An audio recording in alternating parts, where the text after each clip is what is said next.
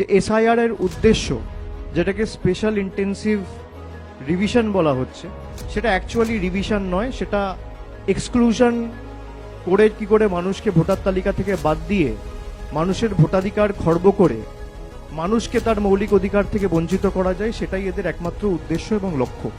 আগে ভোটাররা ভোট দিয়ে সরকার নির্বাচিত করত, এখন দেশের সরকার তার পছন্দের মতো ভোটার বেছে নিচ্ছে কে ভোটার লিস্টে থাকবে আর কার নাম বাদ যাবে।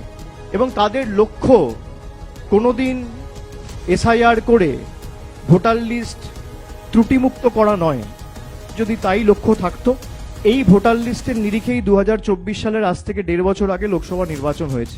এই ভোটার লিস্ট যদি ত্রুটিযুক্ত হয়, কেন্দ্রীয় সরকারের প্রথম দায়, দায়িত্ব, কর্তব্য, বাংলায় একটা কথা আছে, আপনি আচরি ধর্ম, অন্যকে জ্ঞান না দিয়ে প্রথমে লোকসভা ডিসলভ করে আপনি ভোটে যান। আমরা তো ভোট থেকে পালিয়ে যাচ্ছি না।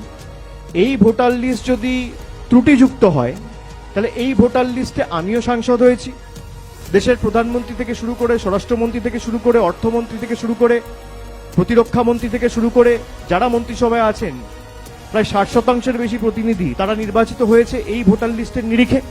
তাদের মৌলিক দায়িত্ব, দায়বদ্ধতা যে তাদের ইস্তফা দিয়ে তারপর আপনি স্পেশাল ইন্টেন্সিভ রিভিশন করুন না, কেউ তো বারণ করছেন না।